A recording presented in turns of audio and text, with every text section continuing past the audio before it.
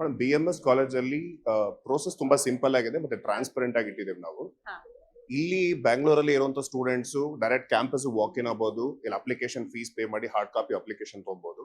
Out station students ಯಾರು ಬ್ಯಾಂಗ್ಳೂರ್ಗೆ ಬರಕ್ ಆಗಿಲ್ಲ ಈ ಸದ್ಯಕ್ಕೆ, ಅವ್ರು ಆನ್ಲೈನ್ ಕೂಡ ಅಪ್ಲೈ ಮಾಡಬಹುದು. ನಮ್ಮ ಅಫಿಷಿಯಲ್ ವೆಬ್ಸೈಟ್ ಏನಿದೆ ಹಾ. bmsccm.ac.in ಅಂತ, ಅಲ್ಲಿ ಅವ್ರು ಲಾಗಿನ್ ಆಗಿ ಎಂಕ್ವೈರಿ ಫಾರ್ಮ್ ನ ಸಬ್ಮಿಟ್ ಮಾಡಬಹುದು ಅಥವಾ ಅದ್ರ ಮೂಲಕನೂ ಅವರು ಅಪ್ಲಿಕೇಶನ್ ಹಾಕ್ಬೋದು. ಓಕೆ. ಅಂದ್ರೆ ಸ್ಟೂಡೆಂಟ್ಸ್‌ಗೆ ಒಂದಷ್ಟು ಗೊಂದಲಗಳಿರುತ್ತೆ ಸರ್. ಯಾವ ಕೋರ್ಸ್ ತಗೊಂಡ್ರೆ ನಾನು ಬೆಸ್ಟು BCAನಾ, BBAನಾ, ಬಿಕಾಮಾ ಯಾವುದಕ್ಕೆ ಮಾರ್ಕೆಟ್ ಅಲ್ಲಿ ಸಖತ್ ವ್ಯಾಲ್ಯೂ ಇದೆ ಇಂತ ಒಂದಷ್ಟು ಗೊಂದಲಗಳಿರುತ್ತೆ. ಮೋಸ್ಟ್ಲಿ ಅದು ಪರಿಹರಿಸೋ ಕೆಲಸ ಆಗುತ್ತಾ ಎಂಟ್ರಿ ಅಲ್ಲೇ ಹೇಗೆ ಅಂತ?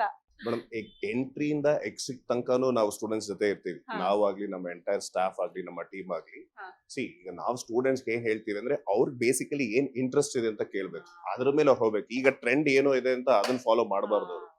ನನಗೆ ಏನಿದೆ ಇಂಟ್ರೆಸ್ಟ್, ನಾನು ಯಾವ್ದ್ರಲ್ಲಿ ಸ್ಟ್ರಾಂಗ್ ಇದೀನಿ ಅಂತ ನೋಡ್ಕೊಂಡು ಅವ್ರು ಇರೋ ಕೋರ್ಸ್ ಅಲ್ಲಿ ಯಾವ್ದು ತಗೊಬಹುದು ಅಂತ ಬೇಕಾದ್ರೆ ಅದಕ್ಕೆ ಕೌನ್ಸಿಲಿಂಗ್ ಕೊಡ್ಬೋದು. ಓಕೆ. ಈಗ ಯಾವ್ದೋ ಒಂದು ಡೈಲಾಮ ಇರುತ್ತೆ, BCom BBA ಅನ್ನೋದು. ಈಗ ಸೈನ್ಸ್ ಸ್ಟೂಡೆಂಟ್ಸ್ ಆದ್ರೆ ಕಂಪ್ಯೂಟರ್ಸ್ ಹೋದ್ರೆ BCA ತಗೋಬಹುದು ಅಂತ ಹೇಳೋದು.